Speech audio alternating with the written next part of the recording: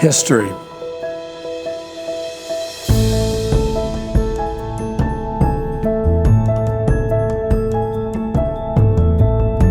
Heritage.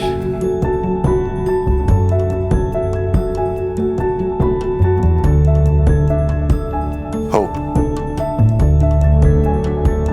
My name is Jeff Gordard, and this is where the story of St. Mark Village begins.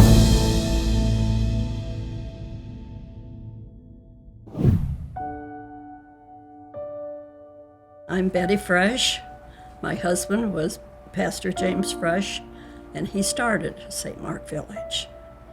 Now, he was still pastor at St. Mark, and he was in his office. He always went early to work on his sermon or whatever. Two ladies came from a certain park, and it was a Monday morning, and they walked in, and they looked at him, and they said, "Pastor, what are you going to do for us when we cannot take care of ourselves?" And he almost rose up off of the seat, so he said, "Is that my job?" And they said yes. He was alone and wanted to do it, and he knew it was the thing that was needed in the community. So he had heard of this wonderful gentleman in St. Louis and made a trip, and in fact, the architect followed him home and has never left Dunedin. Actually, what made him go to St. Louis for the architect was because these two ladies had said they wanted him to take care of them when they got older.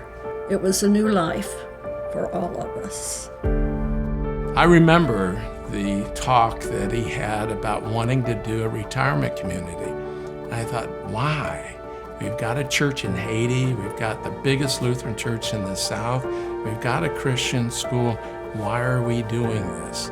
And all you need to do is to know that he said, because we can. And he was really alone. Dad was easily driven from within and from above. And yet he knew how to identify talent in a church and put that talent together on a steering committee, on a council, on those that would help guide through this process. I was a young man, hard at work, 2 kids, a third one on the way, and I wasn't any more than a member of the guiding steering committee.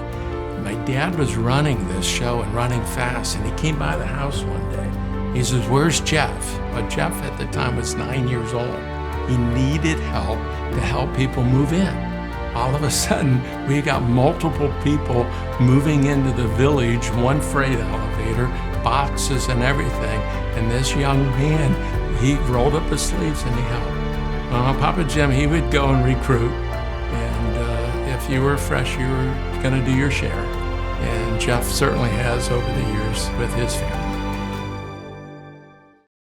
You know, back in the day, you would drive US 19 as a 2-lane highway. There was nothing here, no McDonald's, no banks, no shopping centers. But, you know, the area just grew, and Papa Jim knew that. He knew where to locate this, and it was a good choice. I really think it was a 4-year process, starting back in 1976, securing the land in 1977, the right builder and financing and developer, and then the final opening in the summer of 1980. To see it going up, it was like a shell, and the shell had walls and floors, but there was no depth to it. You could see right through the building. And so it was an amazing thing to look at. The horse farm that Dad rented, he was a horseman, by the way, if you didn't know, and the horses were down the road. And Brother Dave and my dad and myself, we'd saddle up and we'd come because it was a way to visit the village and see it all. You know, you didn't have to, get out and walk in the mud. We let the horses do that. The building went up fairly quick by today's standards. Back then we were kind of on the frontier. Air conditioning had really just come to Florida in the 50s. Retirement was coming this way because of air conditioning, and land was cheap, housing was built up. U.S. Home had just opened Highland Lakes retirement community as a 55 and older subdivision in 1976. Do you think that was a driving force for the location of St. Mark Village for Jim Fresh? I think it probably was, So with the people here and the ministry of the church and all the staff that got involved, the area was in need of an employer, a large employer. Back then you'd start small, the 300 apartments as we would have today, the 60-bed nursing home, and the other levels of care to come later. Well, when you look at the future of a business and what do you build the foundation on, and it's got to be solid, and there's more to the man than there is to the land, to deal with people as people. And my father knew how to do that, and to teach staff that residents are your customers, you're privileged to work in their home, but make them feel like they're also your dads and your granddads and your grandmas. So it's not just serving food or helping shower assist, it's becoming family. So our residents and our employees and our vendors interact. So we've got people that come into our property on a regular basis. If it's the FedEx man, the UPS, the mailman, the people from Publix and Walgreens that deliver their prescription drugs to our residents, they can't put it into words either. They just like being here. So we have an environment that has grown over years. I'm thinking it's just getting better because we've been allowed to let ourselves be more open with each other. To have residents and staff and those special guests all sitting at same tables, conversing like you would around a Thanksgiving dinner at home is true to the mission that Jim Fresh wanted. This is a place where it's not only a privilege to live, it's a privilege to work. Well, of course, it's been my home for 21 years. I've always loved wherever we were called to go and serve another congregation. I was always pleased where we went, but St. Mark Village is home. When I think about St. Mark Village and what we mean to North Pinellas County, we provide a lot of jobs to people.